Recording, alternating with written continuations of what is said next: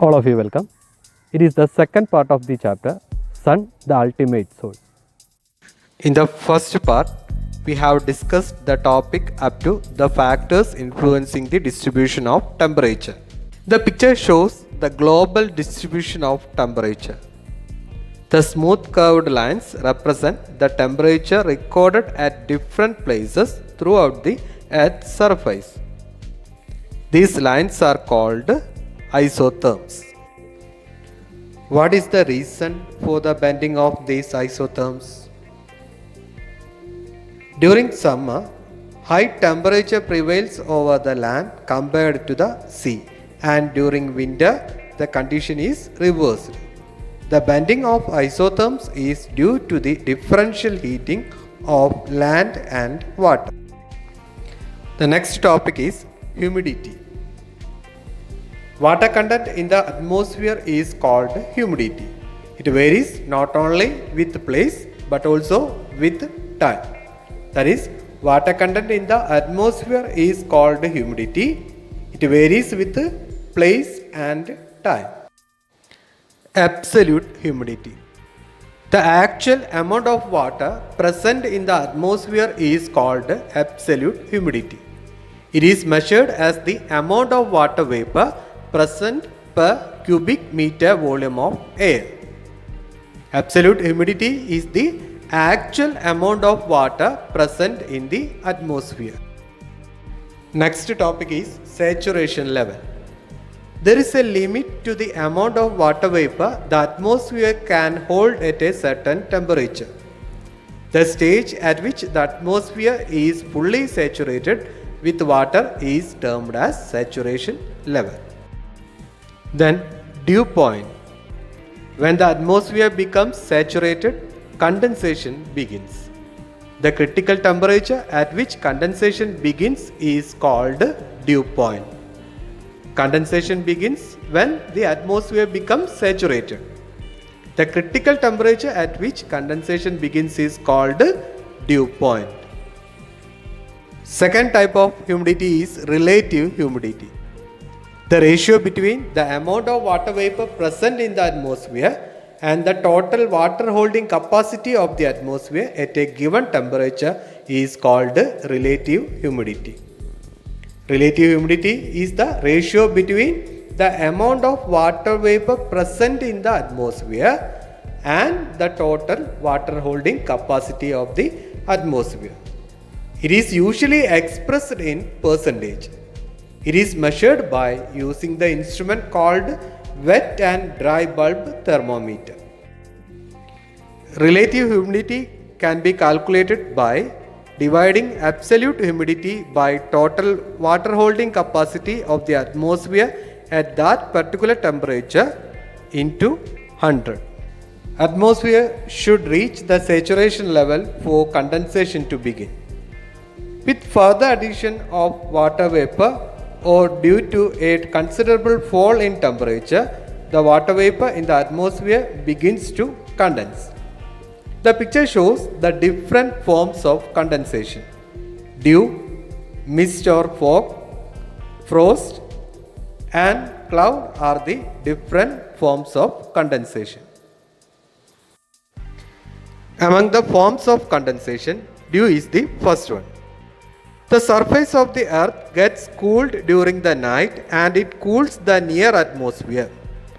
This causes the water vapor to condense and the condensed droplets cling onto the cold surfaces on the earth. It is called dew.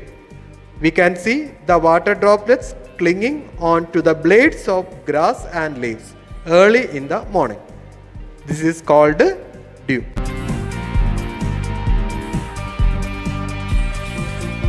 The next form of condensation is frost. Tiny ice crystals are formed in such places on the earth where the night temperature falls below 0 degree Celsius. This form of condensation is called frost.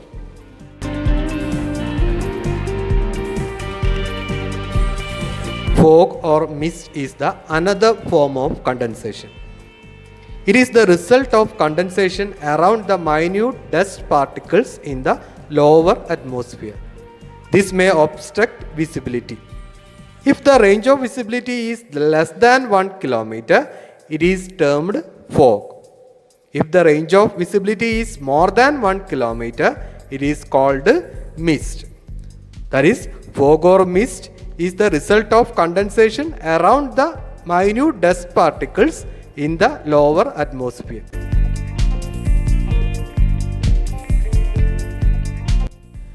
Another form of condensation is clouds.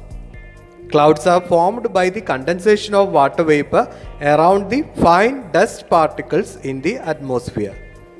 The water droplets so formed are less than 0.001 centimeter in dimension. So, clouds are formed by the condensation of water vapor around the fine dust particles in the atmosphere. Clouds can be classified according to their form and height.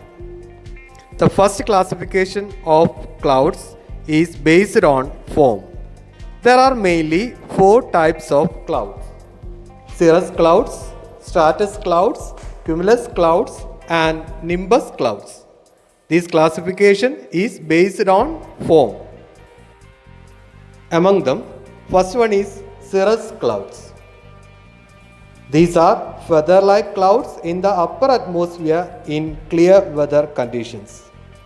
That is, they are like feathers and can be found in the upper atmosphere in clear weather conditions. Second one is stratus clouds. These appear in thick layers in the lower part of the sky. The cirrus clouds could be found in the upper atmosphere, but the stratus clouds in the lower part of the sky. Third one is cumulus clouds. These clouds resemble huge cotton bundles and are formed due to strong convection currents. They have large vertical extent. The term convection we have studied in the beginning of this chapter. So, the cumulus clouds are formed due to strong convection currents, and it also like huge cotton bundles. Fourth one is nimbus clouds. These are dark rain clouds in the lower atmosphere. These clouds appear dark as it does not allow sunlight to pass through due to thick concentration of water droplets. So, we have studied 4 different types of clouds. This classification is based on the form. The clouds do not generally occur independently. They are usually seen in combination. For example, the combination of cumulus and nimbus clouds is termed as cumulonimbus clouds. It is the second classification of clouds. This classification is based on altitude. Based on altitude, clouds can be divided into 4. First one is high clouds, from 20,000 feet to 40,000 feet. Second one is medium clouds, from 7,000 feet to 20,000 feet. Third one is low clouds, less than 7,000 feet. And fourth one is clouds with great vertical extent, from 2,000 to 30,000 feet. We have studied different forms of condensation. The next topic is precipitation. Continuous condensation causes the droplets in the clouds to grow in size. Being unable to resist the gravitational force of the earth, the water droplets get released from the clouds and fall on the earth in different forms. This process is called precipitation. Let us discuss the different forms of precipitation. First one is rainfall. It is the common manifestation of precipitation is in the form of water drops. The second form of precipitation is snowfall. When the temperature falls below 0 degrees Celsius, Precipitation reaches the earth in the form of tiny crystals of ice. This is called snowfall. The third form of precipitation is hailstones. If the water droplets released from the clouds happen to pass through colder layers of the atmosphere, they may reach the earth in the form of ice pellets. This form of precipitation is called hailstones. Thus, we have studied three forms of precipitation. Rainfall, snowfall and hailstones are the three different forms of precipitation. Precipitation in the form of water drops is called rainfall. Precipitation in the form of tiny crystals of ice is called snowfall, and precipitation in the form of ice pellets are called hailstones. You know that rainfall is one among the different forms of precipitation. Then next topic is the different types of rainfall. There are three types of rainfall. They are orographic rainfall or relief rainfall, second convectional rainfall, and third border rainfall. Among the different types of rainfall, orographic rainfall is the first one.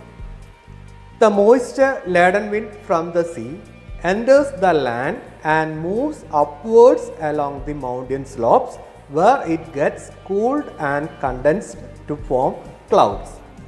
When the windward sides of the mountain receive heavy rainfall, the leeward sides do not receive rainfall due to the descending dry air. This type of rainfall is known as orographic rainfall or relief rainfall.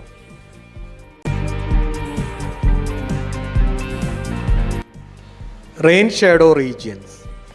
The places situated at the leeward side of the mountains or opposite side of the mountains that do not receive any rainfall are referred to as rain shadow regions. Next type of rainfall is convectional rainfall. In the equatorial region, due to high temperature, air gets heated and rises up. Cumulus clouds are formed by the cooling and condensation of rising warm air. Rainfall occurs with thunder and lightning.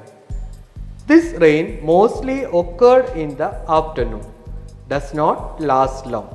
This type of rainfall is called convectional rainfall. Third type of rain is border rain. There is always a difference in the atmospheric temperature over land and sea. If the air over the sea comes in contact with the air over the land in the coastal regions, the warm air will be pushed upwards, causing cloud formation and rainfall. This type of rainfall is called border rain.